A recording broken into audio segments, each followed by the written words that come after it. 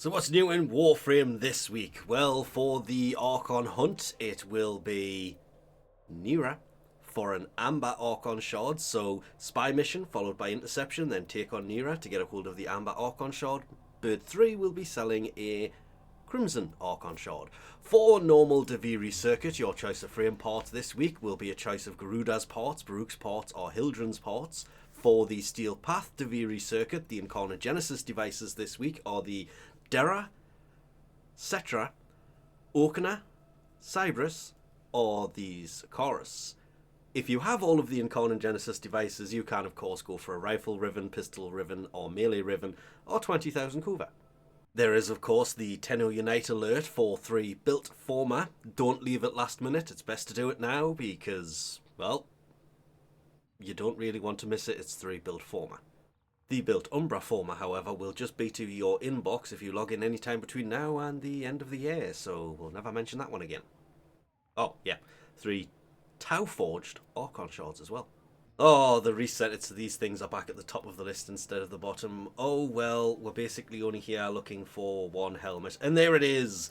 Norco's alternate helmet is in fact in Nightwave, the new Nightwave, and is available this week. That is quicker than I expected this thing to turn up. Because, well, the frame's been out for 2 weeks? Nearly 3 weeks, and his alternate helmet is already in Nightwave and is available to get now. That is actually ridiculously good. There is also the Wolf Hood blueprint, for your operator.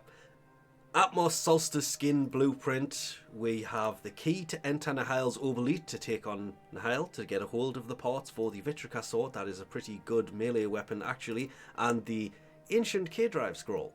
We have the Energy Siphon Aura, Metamorphic Magazine for the Gorgon, the Sentient Barrage for the Baticore, Pistol Scavenger Aura, Dizzying Rounds for the Bronco, Efficient Beams for the Convectrix, Physique Aura, remember that's 20% base health, not modded health.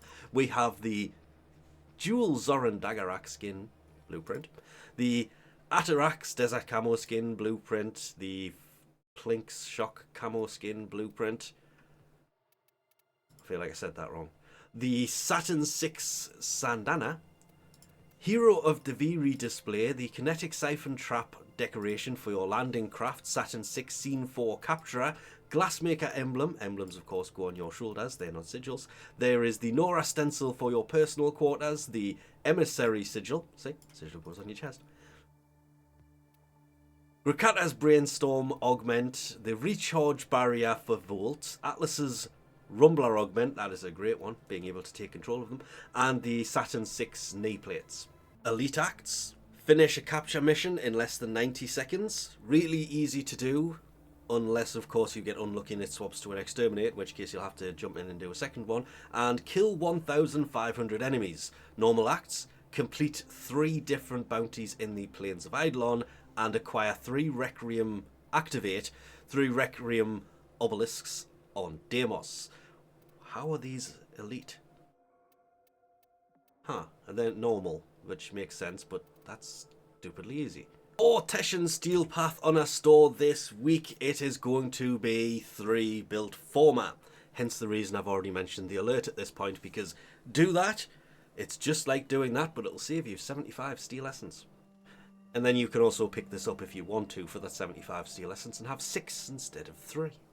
Necraloid's Deep Archimedia missions this week will be Mirror Defense, new ones, where the objectives that you're supposed to be defending take damage over time, collecting the Requiems, the required glyphs even, will halt the degradation and partially heal them until it gets into the heal cycle. Then it should heal it more, which weird, it's not specifically mentioning that.